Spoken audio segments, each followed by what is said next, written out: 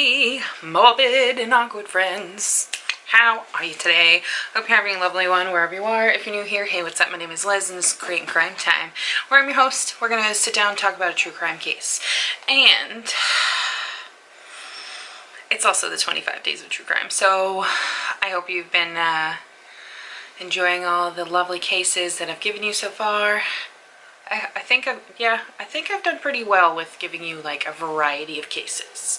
Disappearances, unsolved, solved true crime, severely fucked up true crime. Am I right? Am I right? Yeah.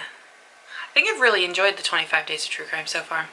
But the week of Christmas, y'all, your head's gonna explode. Not literally, but the cases I've chosen for the last week, well, last 5 days. Sorry, the last 5 days of the 25 days of true crime, I hope you guys really enjoy, because I've put a lot of effort into those cases, and effort, research, all of the above. I've really, really put a lot of effort into them. So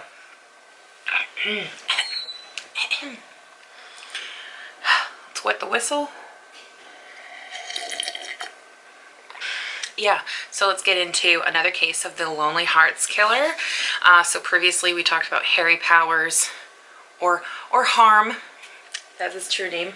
Lovely Harm. So today we're going to be talking about Raymond Fernandez and Martha Beck. They are like the most notoriously known Lonely Hearts Killers, and there's also a movie about them, which is called The Honeymoon Killers. So just a quick about them. Raymond Fernandez was born on the 17th of December in 1914 in Hawaii. And Martha Beck was born Martha Jewel Seabrook, May 6, 1920 in Milton, Florida. So yeah, let's dive into this lovely case. That, and they're not pretty looking. I mean, she probably could have been like a very well put together woman if she really tried. But I mean, I don't know. So after they were arrested and the trial of their several murders in 1949, this is when they were known as the Lonely Hearts Killer, because they met their unsuspecting victims through Lonely Hearts ads. There's a number of films and TV shows that are based on this case. The Honeymoon Killers is one of them, which it's a really good movie. Yeah. So let's talk a little bit about like let's get into a bio of them, shall we? Let's talk about who they were. So Raymond, or I'm going to call him Ray. So Ray, his full name is Raymond Martinez Fernandez. So Ray was born on, again, the 17th of December of 1914 in Hawaii to his Spanish parents. Shortly after he was born, they moved to Bridgeport, Connecticut. As a teenager, he worked on his uncle's farm in Spain. He would also marry a local woman in Spain. Her name is Encarnacion Robles. This was at the age of 20, and they had 4 kids, all of which he would abandon. What a sweet dad. So after he served as a merchant marine in Spain, he then worked in England with the British intelligence. During World War II, Ray decided to seek work. Shortly after he boarded a ship, he would come to the United States. This is where a steel hatch would fall on him, and it fractured his skull and it injured his frontal lobe. So the damage that was caused from this injury, they believe it affected his social and his sexual behavior. When he was released from the hospital, Ray stole clothing. Like, he didn't have any clothing, so he stole some clothing. And then he was in prison for that for a year. During this time is when his cellmate converted him to believe in black magic and voodoo. He would later claim that black magic gave him an irresistible power and charm over women. Spicy. Yeah, so that's lovely little Ray. We're going to talk about Miss Martha. So Martha, obviously, was born Martha Jewel Seabrook, 6th of May, 1920, in Milton, Florida. So allegedly, she had a glandular problem, which caused the obesity issues, which I like how they say allegedly whenever you look into this. Like, it's a known thing now that it's a thyroid issue, which is a gland, as to why certain women have an issue with losing weight. So she probably not only had a gland issue, but she probably also had a hormone issue. So she was overweight, and she underwent puberty very prematurely, so her body advanced faster than she did. So at trial, when she was on trial, she would claim that her brother sexually abused her when she was younger, and she went on to claim that when she told her mom what happened, her mother beat her, and her mom basically said that Martha was responsible as to why her brother raped her. When she was a teen, she ran away from home and she would join a traveling circus. And so I did find a fact about this, is that in 1978, Truman Capote said that he joined her in the circus for a short time. This was when he was 10. I thought that was a very interesting fact that I found. So if there's any Truman Capote, fans out there, you're welcome. So she finished school, and then she would go on to study nursing, but she had a hard time finding a job due to her weight. Nobody would hire an overweight nurse because at that time everybody wanted just a young and very cinched waist and a pretty girl to take care of them. How sweet. Welcome to our society. She would eventually become an undertaker's assistant, which I found that really cool. And this is where she would take care of the females' bodies for burial. She would quit that job, and then she would move to California, and this is where she would work as a army hospital nurse. So while she was living in California and was a nurse for the hospital, she would fall pregnant. She tried to convince the father of the child to marry her, but he refused straight up. So now that she was single and pregnant, she returned to Florida. When she returned, she told people that the father was a serviceman who she married, but while he was she claimed he was killed on a Pacific campaign. So because she dealt these lies, the town really mourned her loss, and the story was published in the paper. Shortly after her daughter was born, she would fall pregnant again, and this was from a bus driver named Alfred Beck. They would marry quickly, but they would divorce 6 months after being married, and she would give birth to her son just a few months after. Now that she was unemployed and single again, she decided to just envelop herself in a fantasy world. So she started buying romance novels and magazines, and she was watching romance movies. She really wanted to find love. So in 1946, when she is employed at the Pensacola Hospital for Children, she would place a Lonely Hearts ad. And it wouldn't be until 1947 when she placed an ad that Ray would answer. So Ray went to visit her and stayed with her for a short time. She told everybody that they were married when they saw her and him together. He returned to New York while she made preparations in Milton where she lived. So basically she was getting ready to be with him. So she would be abruptly fired from her job, and when this happened, she packed up and she arrived at his doorstep. Fernandez really loved the way that she catered to him, his every need. And when he learned that she left her children for him, he thought it was a sign of an unconditional love.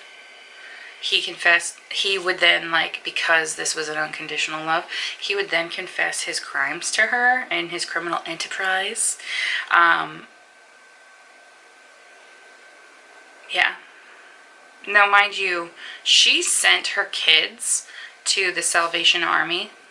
If you didn't know, the Salvation Army takes in children and then helps with placement of them if they need a place to stay. So basically, she sent them to the Salvation Army, didn't look back.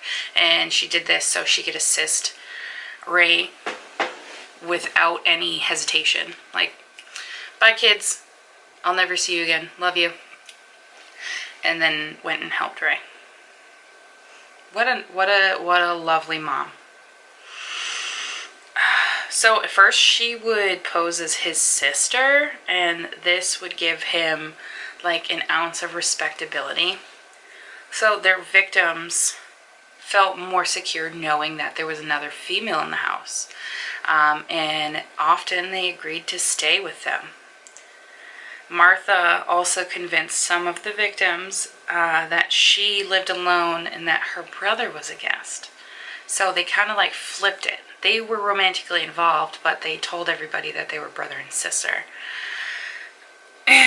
Martha was extremely jealous, and she went to great lengths to make sure that Ray and his intended victims never consummated their relationship. When he did have sex with them, this is when Martha got super pissed, and not only did the victim fall prey to her temper, Ray would too. So in 1949, the pair would have already committed 3 murders, for which they would later be convicted of. So Janet Faye, who is 66, she became engaged to Ray, and went to basically stay at his Long Island apartment with him. When Martha caught her in bed with Ray, she brutally attacked her. She attacked her with a hammer, and she mainly focused on her head, and it was in that deep seeing red rage that she attacked her. And it wasn't only just Martha that attacked her. Ray strangled Faye. So Faye's family would become super suspicious when she disappeared, and this caused Ray and Martha to flee. So they would then go from Long Island to Byron Center. They traveled to the Byron Center Road, which is in Wyoming Township, Michigan. And this is a suburb of Grand Rapids. This is where they would meet Delphine Downing, who was 28. She was a widow, and she lived with their 2-year-old daughter. So, on February 28th, Delphine would become severely agitated, and Ray gave her some sleeping pills to help calm her down. Well, her daughter would witness how Delphine was. She was in a very strange stupor, and her daughter would start to cry, and this enraged Martha. So quickly she would panic. Martha then would choke the child, but she wouldn't kill her. Ray thought that Downing would become suspicious if she saw her bruised daughter, so he shot her while she was unconscious. So Ray and Martha would stay several days in the Downing house, and they would bury the bodies in the basement eventually. So the daughter, after her mom died, she would just start crying again because she wants her mom. She's a 2-year-old little girl. So after this, Martha would become enraged again, and then she would take the girl and she would drown her in a basin of water. So subsequently they would bury them in the basement.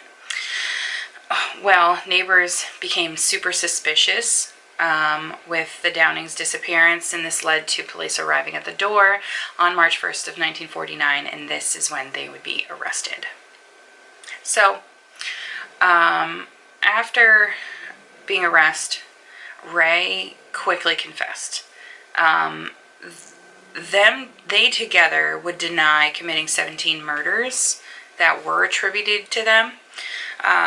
But Ray tried to retract his confession after he made it, and he said, basically he did this because he said he made it only to protect Martha. Their trial was all over news outlets, like all over the place, with their lurid tales of sexual perversity and being lonely heart ads placements. Woo. The newspaper would describe Martha's appearance as as derision. With derision, Martha would write to the people that would edit newspapers too. Like, I don't know if she was trying to like convince them or coerce them to do other things, but man, she was like on point. You talking about me? You talking about me? Well, I'm gonna write you. Girl. Basically, I'm getting up in her headspace now. Watch out, everybody. So eventually, Ray and Martha were convicted of Janet Faye's murder. This is the only one they were tried for, and they would be sentenced to death.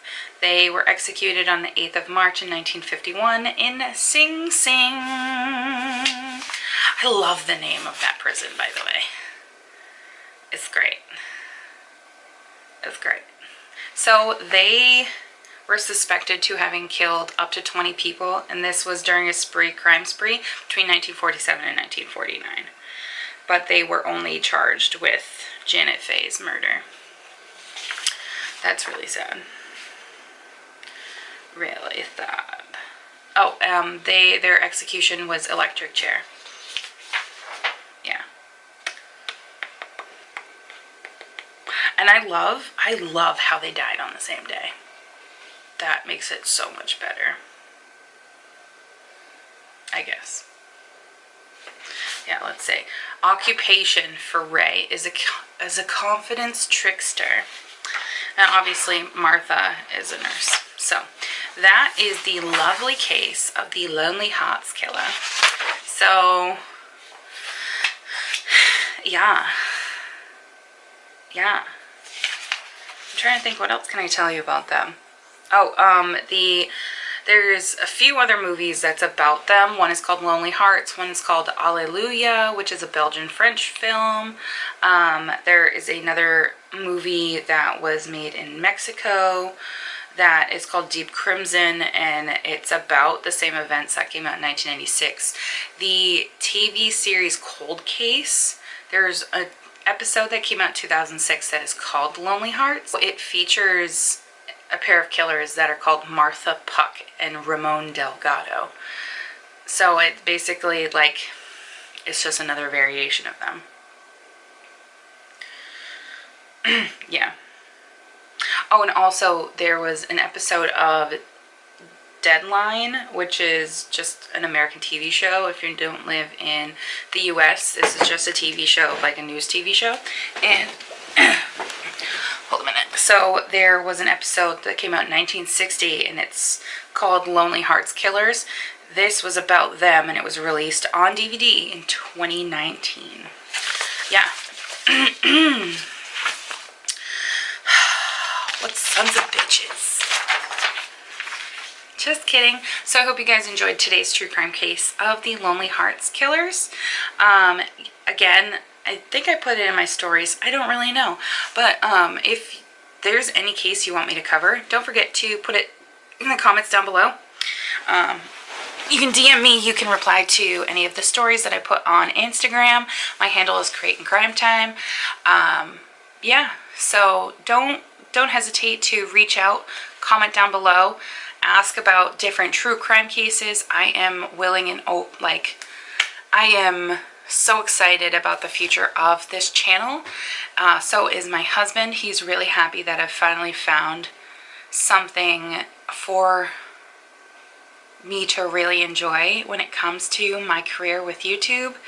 I used to have a homemaking channel, but eventually it just got to be too much. I was showing too much of my life and I just didn't want to do it anymore. So, and I wasn't really like showcasing what I really liked, and this is gonna be really sick and twisted of me to say, but I enjoy learning about people and the way people tick, and serial killers, criminals, people like that. I find them super fascinating, as does other people. So this way, it also too, I can show you guys things that I make, things that I can make, and it just, yeah. Sorry about me being a little gushy. Then you get to see how fucking weird I am. So I hope you guys enjoy. Don't forget to support my channel. Click that red subscribe button. Turn your bell notification on. Hit the like button on this video if you like it. It does something. I don't know. I don't really follow the analytics. I know people do. I'm not there yet. I'm so not there yet. But I'll see you guys in my next video. Bye, guys. But the fire keeps us warm. We can spend the night